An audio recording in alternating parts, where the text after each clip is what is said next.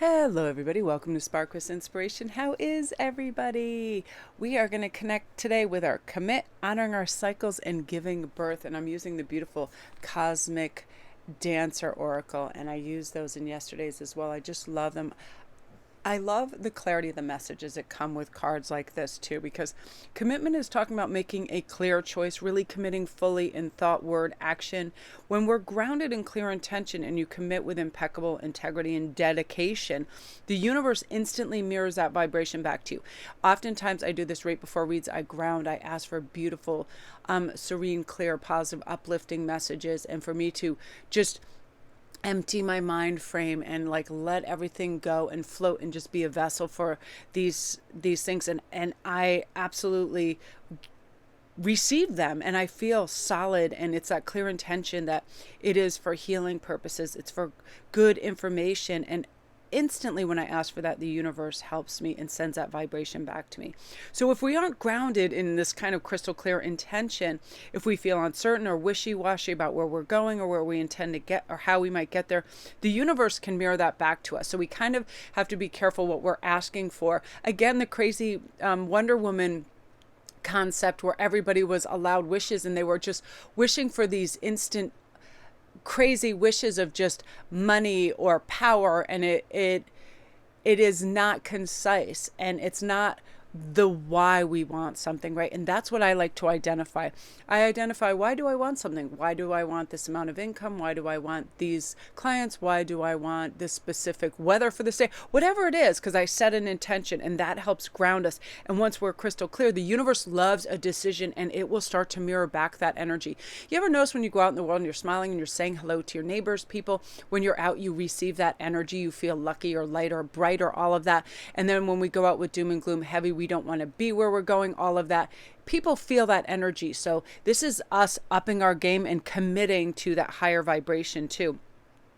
While it's sometimes appropriate to let go of attachments to outcomes and trust conditions that are going to unfold, we have to forge this unique path and manifest conditions according to our specific desires. It's a time where our soul will most benefit when we do that. So we're creating, say we want a quiet headspace so we can dream and sketch and align with calmer energy, right? We have to create that space. How do we intend to do that, right? Simple things like that.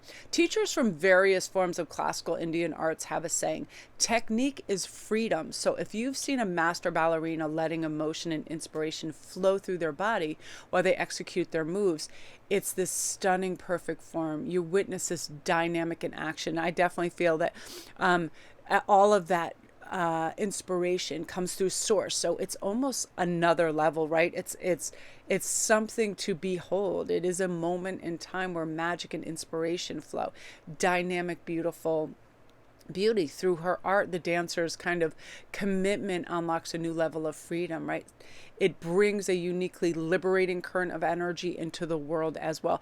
Laughter does that. I feel like when somebody has spontaneous laughter, like kids, they kind of emote that in us. Like they do goofy things and say crazy things, and they just make us laugh from the heart.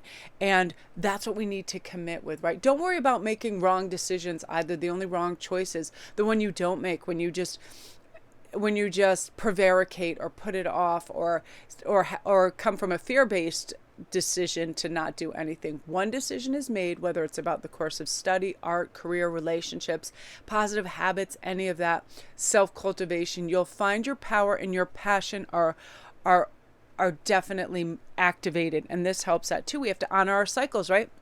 Every day is not top notch for us, right?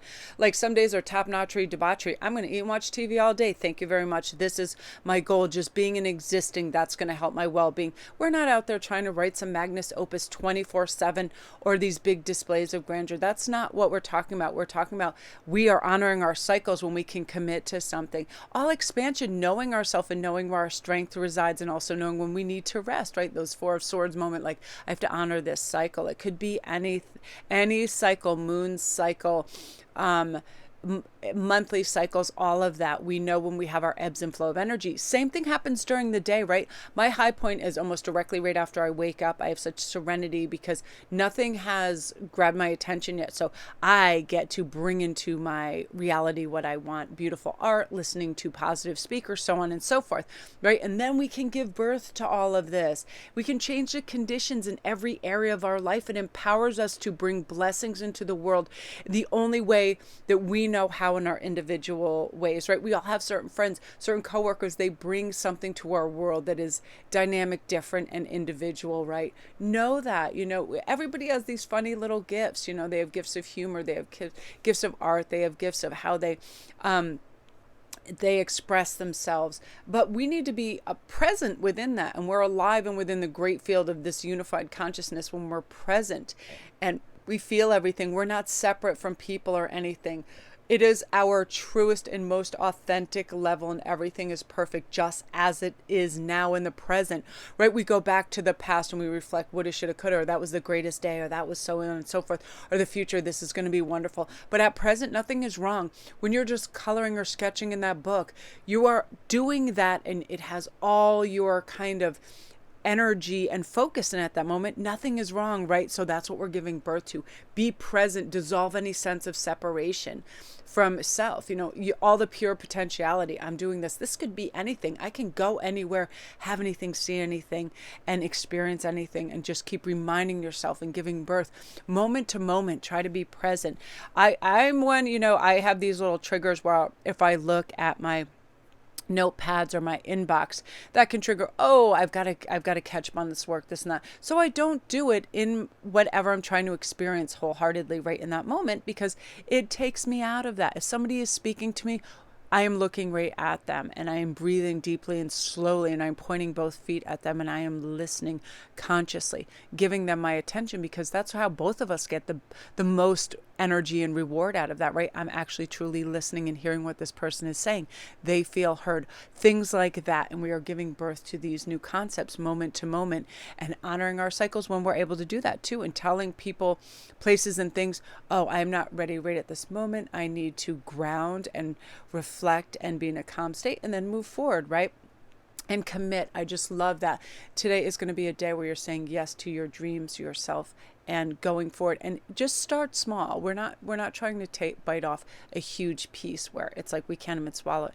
Slow and steady, and again, from a happy, childlike perspective, what's going to bring me joy? What's going to bring me lightness? What's going to, just kind of tickle my fancy and make me feel good about what's happening around me? Present moment awareness definitely clicks us into that. So those are your daily pops of positivity for you guys today. Thanks so much for checking in. I really appreciate it. My name's Melanie. Thank you guys for subscribing both here, and then my long timers from the bigger channel, Indigo, Odyssey. I appreciate you guys so much. Thanks for your comments, and I'm coming over and getting all your special private reads and your great feedback. Thank you so much, you guys. Again, all my links are down below. Thank you to my patrons and help supporting and get me all my cool killer decks. And thank you guys for all the Christmas gifts of decks as well. So wonderful. It's like, I don't even know how I got through them. And I would save a deck and go, I'm going to look at that tomorrow. And that's like my happy place. The artwork is just so sublime. And comment down below if you guys have an oracle deck or a tarot deck where every time you look at the art, it just takes your breath away. Because I have a few of those, and sometimes they're the simplest one, like the Line Strider tarot deck. So beautiful. This artwork, serene and peaceful. But I'm really curious too, because that helps me then, if I haven't seen these decks that you guys mentioned, I can go check them out, because usually that's what grabs me first, is the artwork, and then I'll go check out the books for the oracle decks. But there's such a labyrinth of excellence out there these days with the artwork and the beautiful messages. And I just like to save all the books. It's like a library on how to do things in the most wonderful cosmic sense of the word, where you just feel grounded and light and free and capable. So love and light to all of you guys. Thanks again.